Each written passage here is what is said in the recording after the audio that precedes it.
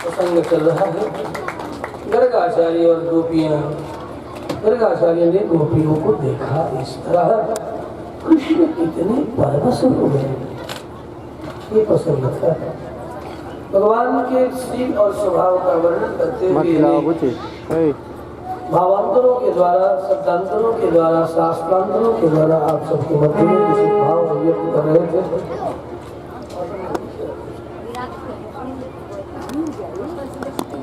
दास्यम गोकुल पुंसरी सुपुरुषे, ऐसा इनका स्वभाव है। स्वाम्यम न दात्मशु शांत दांत निरंतर संदम आसन प्राणायाम प्रत्याहार ध्यान धारणा का अभ्यास करने वाले बड़े बड़े विमलात्मा के लिए भी सहज प्राप्य नहीं, वही गोपियों को प्राप्त है।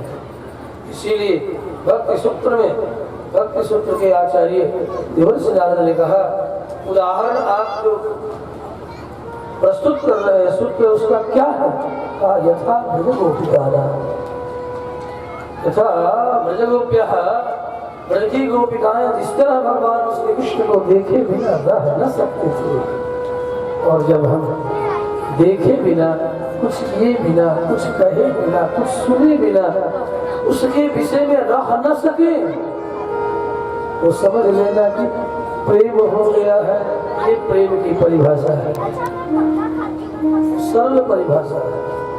जिससे तुम प्रेम करते हो उसे देखे बिना रहा न जाए, सुने बिना रहा न जाए, कहे बिना रहा न जाए,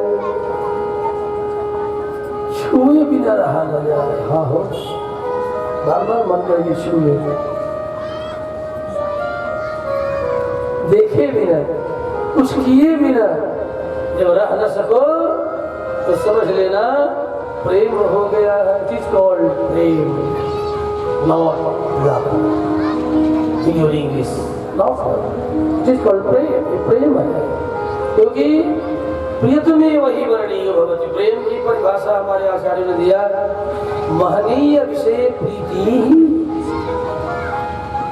महान विषय में किया गया जो अपनत्व का भाव है, जिसे देखे सुने कहे बिना रहा न जा सके। प्रेम की परिभाषा ही महनीय विषय के लिए है।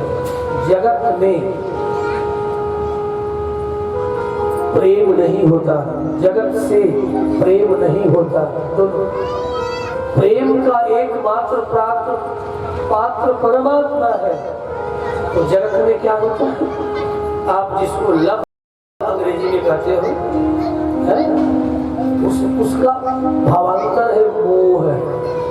मोहियते अस्मात्, आप किसी चीज से मोहित हो गए, किसी के रंग को देख के, किसी के रूप को देख के, किसी को कुछ और देख के, तो मोहियते ये न स्माद्वा, विमोहित हो जाते हो, और उसी को आप कहते हो आई लव यू। उधर से वह भी जवाब देता है या देती है, just like you, same to you. कहते हो कोई हमको तो कथा करनी है, तो हर प्रकार की बातों का मैं संग्रह करता। इसलिए क्योंकि समाज में क्या हो रहा है, समाचार पत्र भी पढ़ता हूँ, मोबाइल भी देखता हूँ, घंटा 2 घंटा रोज देखता हूँ, भजन भी करता हूँ, लेकिन समाज में क्या हो रहा है, समाज की विकृतियों को पहचान कर उसे ठीक करना हमारी या प्रत्येक उपदेशक का जिम्मेवारी है।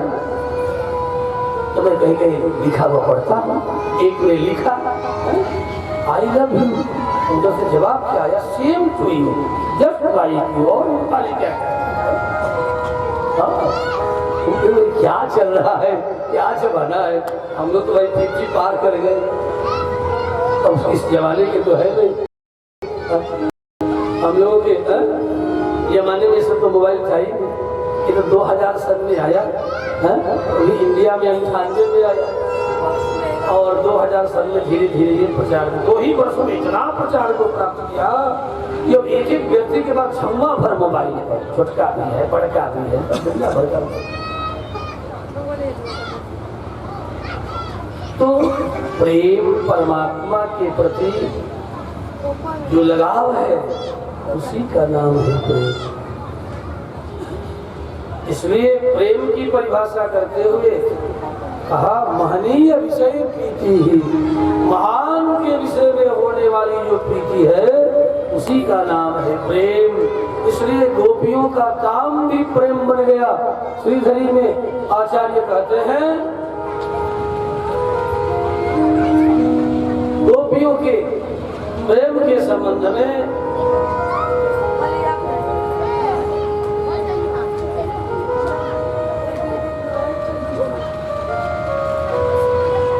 प्रेमैव गोपरामाणां काम इत्यवगमत् प्रथा। गोपियों के भीतर का जो प्रेम है वही शास्त्रों में काम ऐसा कहकर के वर्णन कर दिया गया है। प्रेमैव गोपरामाणां काम इति अगमत् प्रथा, प्रथा को प्राप्त कर लिया। इसलिए कहा कामात् गोप्यः। यहीं पर सुंदराचार्य ने व्याख्या किया है भयात् कंसः, ऐसे कंस ने भजा भगवान को, कैसे भी भजो, प्रेम से भजो, क्रोध से भजो, राग से भजो, विराग से भजो, राग से भजो या द्वेष से भजो, कैसे भी भजो, किसी भी भाव से भजोगे यदि परमात्मा को तो कल्याण होगा। एक परमात्मा ही ऐसा है कि किसी भी भाव से भजोगे तो तुझे परम पद आनंदमय लोक प्रदान करेगा, और जगत को तुम किसी भी भाव से भजोगे तो तुझे जगत ही मिलेगा। जगत कैसे मिलेगा? पुनरपि जननम पुनरपि मरणम पुनरपि जननम पुनरपि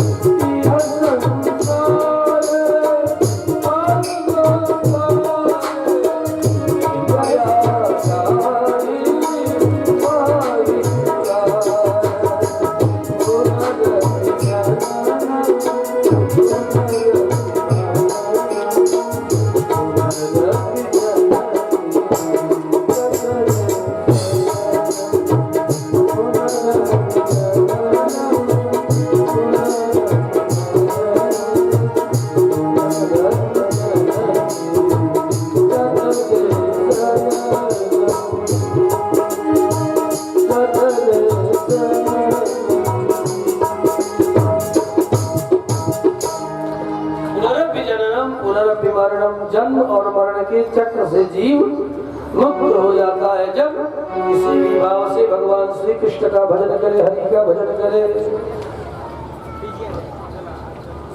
और यदि अपने भाव से किया तो फिर कहना ही क्या, तुम अस्माकम, हे प्रभु आप मेरे हो और अहम तवास्मि, दासोयम तवास्मि, मैं आपका हूँ और आप हमारे हैं। इसलिए इस भाव से यदि किया भजन तो आनंद ही आनंद है। हरि का भजन करूं, हरि है हमारे, हरि का भजन करूं, हरि है हमारे।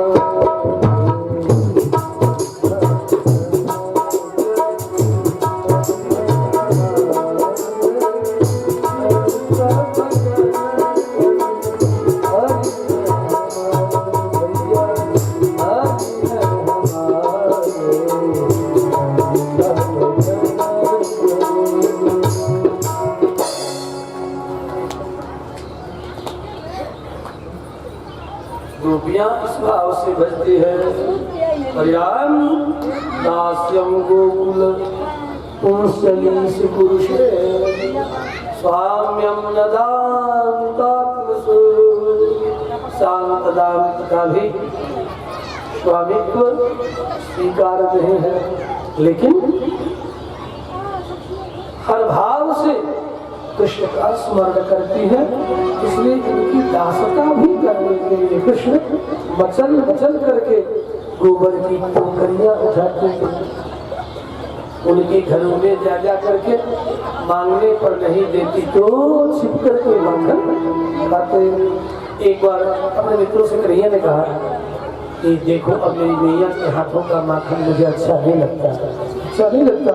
श्री दामा ने कहा सुन सुन कन्हैया सुन, कनुआ सुन, देख अपनी मैया के हाथ का माखन अच्छा नहीं लगता ना, एक बात सुन, देख मेरी मैया रोज कहती है एक दिन अपने घर लेकर के आना।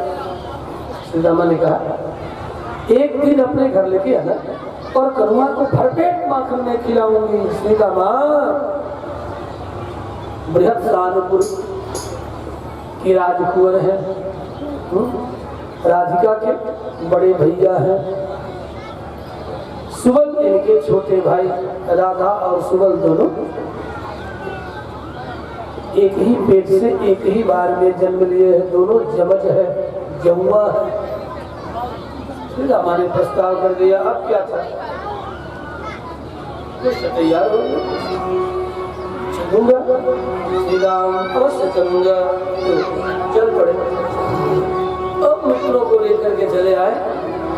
मैया कीर्ति ने देखा कृष्ण को, इतना ही नहीं राधा ने भी कृष्ण को देखा, कृष्ण ने भी राधा को देखा। बिल्लु मंगल वर्णन करते हैं कृष्ण दोहन धिया वृषभं निरुंधे।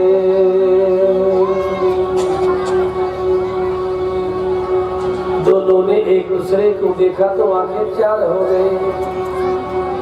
आंखें चार होते ही एक दूसरे में रमण करने लगे, एक दूसरे में चित्त उलझ गया, वाड़ी चादर एक दूसरे के प्रति।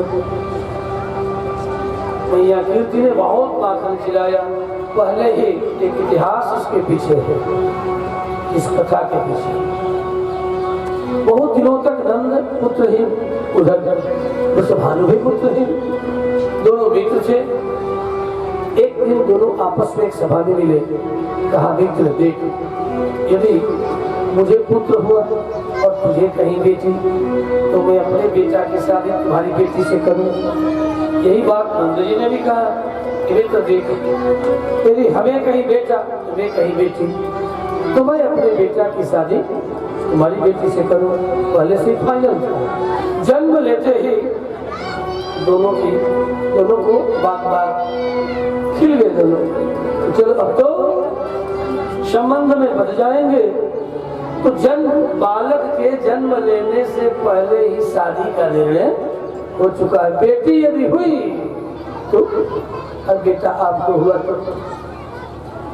तो पहले से ही कीर्ति अर्थात राधा की मां जानती है कि वृषभानु और नंद के मध्य में पहले से ही संधि हो चुकी है और मुझे बेटी ही हुई और उन्हें बेटा ही हुआ है।